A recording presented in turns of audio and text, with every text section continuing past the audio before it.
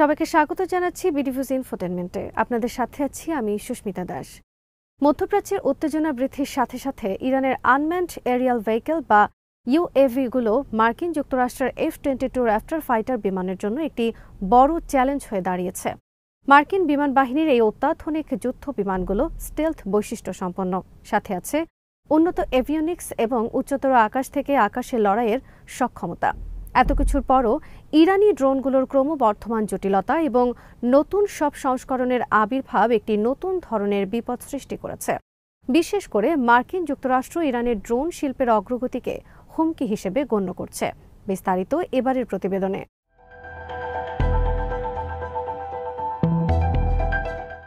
F-22 Raptor আকাশপথে আমেরিকার অন্যতম সর্বাধুনিক যুদ্ধবিমান। আকাশপথে এই উচ্চ ক্ষমতাসম্পন্ন হুমকিটি উন্নত যুদ্ধবিমান এবং দ্রুতগতির বিমান মোকাবেলার জন্যই তৈরি করা হয়েছে।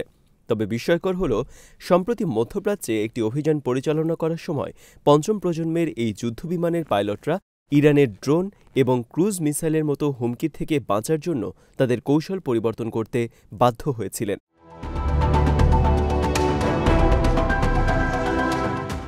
যুক্তরাষ্ট্র এবং তার মিত্রবাহিনী এখন এই ইরানি ড্রোনগুলোকে রীতিমতো সমীহ করছে। ইরান সাম্প্রতিক বছরগুলোতে তাদের ইউএভি সক্ষমতা বৃদ্ধি করেছে, যা নজরদারি এবং আক্রমণের উদ্দেশ্যে ব্যবহৃত হচ্ছে। এই ড্রোনগুলি সাধারণত ছোট, কম দামের এবং এগুলোকে প্রচলিত রাডার সিস্টেম দিয়ে সহজে শনাক্ত করা যায় না। এই কারণে এই ইরানি ড্রোনগুলোকে কম ক্ষমতা সম্পন্ন এবং প্রযুক্তি সম্পন্ন হিসেবে গণ্য করা হয়। তারপরও সাম্প্রতিক ঘটনায় প্রমাণিত হয়েছে যে নিম্নমানের এই হুমকি মোকাবেলা করার জন্য F-22 বিমানগুলোকে নতুন করে সমৃদ্ধ করা প্রয়োজন। ইরানের শাহেদ এবং মোহাজের সিরিজের মতো ড্রোনগুলি গেল কয়েক বছর ধরেই ইরান কৌশলগত হামলা, নজরদারি এবং টার্গেট নির্ধারণের জন্য ব্যবহার করছে।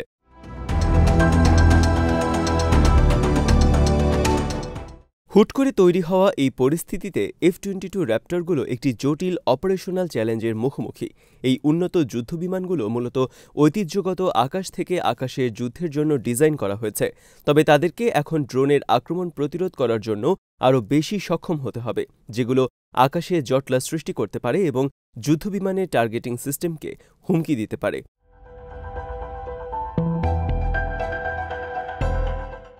মার্কিন ফাইটার পাইলটরা তাদের কৌশলগুলি খাপ খাইয়ে নিচ্ছেন। এক্ষেত্রে তারা ড্রোনগুলির যোগাযোগ এবং নেভিগেশন সিস্টেমগুলো ব্যাহত করার জন্য রাডার জ্যামিং এবং ইলেকট্রনিক ওয়ারফেয়ার সিস্টেমের উপর নির্ভর করছেন। এছাড়া পাইলটরা ড্রোনগুলোকে কাছাকাছি প্রতিরোধ করার জন্য ক্ষেপণাস্ত্র এবং ট্যাকটিক্যাল গানফায়ারের মতো কাউন্টার পদক্ষেপও প্রয়োগ করছেন।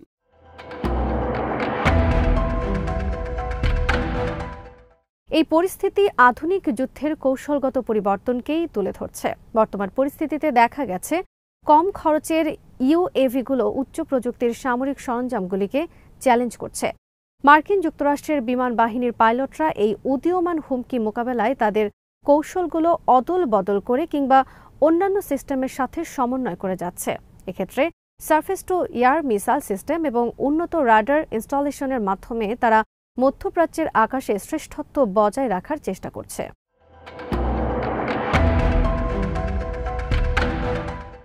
ইরানি ইউএভির কারণে ক্রমবর্ধমান চ্যালেঞ্জের পরও F-22 র্যাপ্টরগুলো মার্কিন যুক্তরাষ্ট্রের সামরিক বাহিনীর একটি শক্তিশালী অস্ত্র হিসেবে রয়ে গেছে, যা বড় ধরনের মিশন সম্পাদন করতে সক্ষম। তবে এই ধরনের নতুন হুমকি সামনে রেখে আধুনিক যুদ্ধক্ষেত্রে আধিপত্য বজায় রাখতে দক্ষতার সঙ্গে অভিযোজন এবং উদ্ভাবন অব্যাহত রাখতে হবে। সাম্প্রতিক ঘটনাটি আধুনিক যুদ্ধের প্রযুক্তিগত সামর্থ্যের বৈচিত্র্য এবং গতিশীল হুমকির মুখোমুখি হওয়ার দক্ষতা বৃদ্ধির গুরুত্বকে আবারও সামনে এনেছে।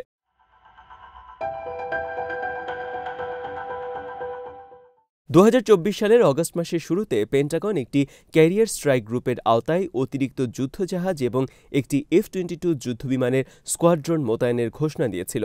এই ঘোষণাটি এমন সময় এসেছিল যখন ইরান এবং তার মিত্র সংগঠন, বিশেষ করে হিজবুল্লাহ এবং হুথিরা ইসরায়েলের ওপর হামলা চালানোর জন্য প্রস্তুতি নিচ্ছে বলে খবর প্রকাশিত হয়েছিল। জানা যায়, হামাস নেতা ইসমাইল হানিয়াকে হত্যার প্রতিশোধ নেয়ার উদ্দেশ্যেই ইসরায়েলের ওপর এই হামলা চালানো হবে।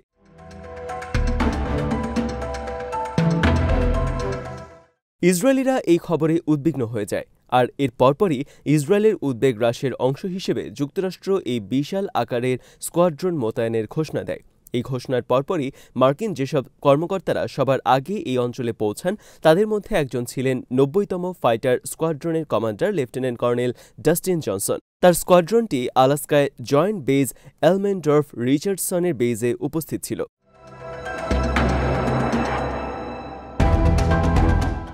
তারা সেখানে যেসব চ্যালেঞ্জের মোকাবেলার জন্য প্রশিক্ষণ নিয়েছিল, বাস্তবে তা থেকে একেবারেই আলাদা পরিস্থিতিতে তাদের পড়তে হয়েছিল। ছোট ধীরগতির ড্রোন এবং মিসাইলগুলোকে সামাল দিতেই তাদের হিমশিম খেতে হচ্ছিল। এই ড্রোন ও মিসাইলগুলো ইরান এবং তার মিত্র গোষ্ঠীগুলি ইরাক, লেবানন, সিরিয়া এবং ইয়েমেন থেকে নিক্ষেপ করছিল।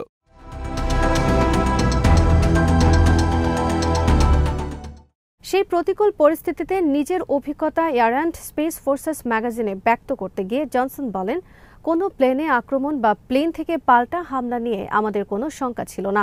আমরা মূলত সেখানে আমাদের স্থল বাহিনীকে রক্ষা করতে গিয়েছিলাম, কিন্তু সেখানে আমরা অপ্রত্যাশিতভাবে হুট করে সৃষ্ট হুমকির পাশাপাশি ক্রুজ মিসাইলের মাধ্যমে সৃষ্ট হুমকির মুখে পড়েছিলাম।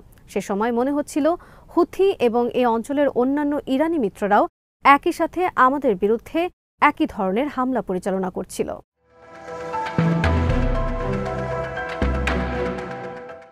যেহেতু F-22 মূলত উন্নত শত্রু বিমানগুলির বিরুদ্ধে আকাশ থেকে আকাশ যুদ্ধের জন্যই ডিজাইন করা হয়েছে, তবে যে উন্নত যুদ্ধবিমানগুলোকে মোকাবেলা করার জন্য মার্কিনিরা এই বিমানগুলো তৈরি করেছিল, সেই তুলনায় ইরানের ড্রোনগুলোকে অনেক ছোট এবং ধীর বলা চলে।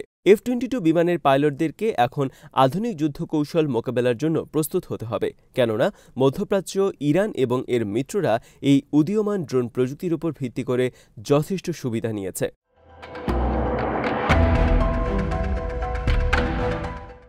এখানে আরও বলা দরকার যে ২০২৪ সালের এপ্রিল মাসে ইরান ইসরায়েলের অভ্যন্তরে যে হামলা পরিচালনা করেছিল, সেখানে তারা ৮০টিরও বেশি ড্রোন চালিয়েছিল। যুক্তরাষ্ট্রের বিমান বাহিনীর ফাইটার জেট, যারা ইতোমধ্যে F-15E এবং F-16 বিমান ছিল, সেগুলোর ইরানের অনেক ড্রোনকেই অবশ্য তখন ভূপাতিত করতে সক্ষম হয়েছিল। এই অঞ্চলে ড্রোন এবং ক্রুজ মিসাইলের বিস্তার এবং তাদের উৎক্ষেপণ পয়েন্ট শনাক্ত করতে সমস্যার সৃষ্টি হওয়ার কারণে একটি জটিল যুদ্ধক্ষেত্র তৈরি হয়েছিল, যা মোকাবেলায় র্যাপটরগুলোর দ্রুত অভিযোজনের প্রয়োজন ছিল।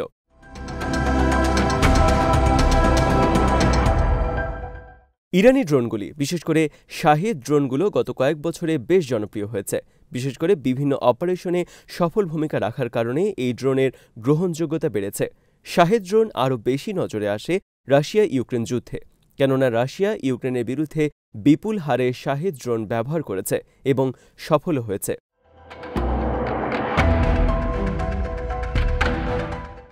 যুক্তরাষ্ট্রের পিস ইনস্টিটিউট ইরানের বেশ কিছু নথিপত্র হাতে পেয়েছে, যা থেকে জানা গেছে যে দেশটি এর সীমানার বাইরে বেশ কয়েকটি দেশে বিমান প্রযুক্তি রপ্তানি করেছে। এই রপ্তানিগুলি রাষ্ট্রীয় এবং রাষ্ট্র বহির্ভূত বিভিন্ন সংগঠনের কাছেও পৌঁছেছে, যার মধ্যে হিজবুল্লাহ এবং ইরাক ও সিরিয়ার মিলিশিয়া গোষ্ঠীও রয়েছে। এর বাইরে ইরান এই ড্রোনগুলি কমপক্ষে ৭টি দেশে রপ্তানি করেছে, যার মধ্যে তাজিকিস্তান থেকে শুরু করে ভেনেজুয়েলার মতো দেশও রয়েছে।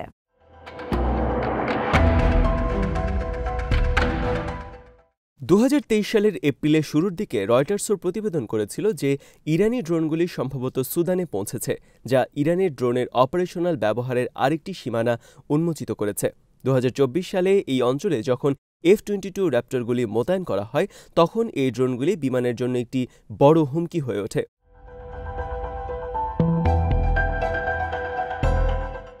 তবে F-22 পাইলটেরা তখন নতুন নতুন কৌশল শিখে এই ছোট অথচ কার্যকর হুমকির মোকাবেলা করার চেষ্টা করে।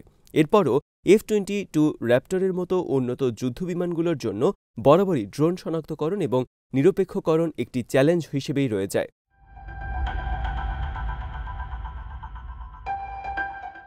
Active electronically scanned array radar দিয়ে সজ্জিত F-22 বিমানগুলো ড্রোন তো বটেই, এমনকি ছোট আকৃতির হুমকিও শনাক্ত করার সক্ষমতা রাখে।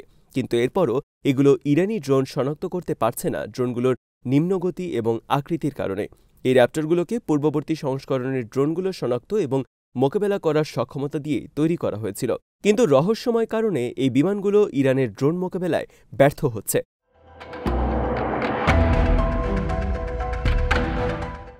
গত বছরের এপ্রিল মাসে ইসরায়েলের অভ্যন্তরে ইরানের হামলার সময় মার্কিন যুদ্ধবিমানগুলো যেভাবে বেশ কিছু ড্রোন ভূপাতিত করেছে, এবার সেই বিষয়টি মার্কিন প্রতিরক্ষা বিশেষজ্ঞরা সবগুলো স্কোয়াড্রনের কাছে পৌঁছে দিতে চায়। সাম্প্রতিক এই অভিজ্ঞতা বিমানগুলোর জন্য আগামী দিনে ইতিবাচক হবে বলেই মার্কিন নীতি নির্ধারকেরা ধারণা করছেন।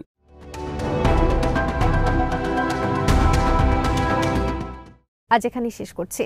সমরাস্ত্র, প্রতিরক্ষা ও কূটনীতির নানা তথ্য জানতে চোখ রাখুন বিডিভিউজ ইনফোটেনমেন্টে। চ্যানেলটি ভালো লাগলে সাবস্ক্রাইব করুন, সংযুক্ত থাকুন আমাদের ফেসবুক পেজে।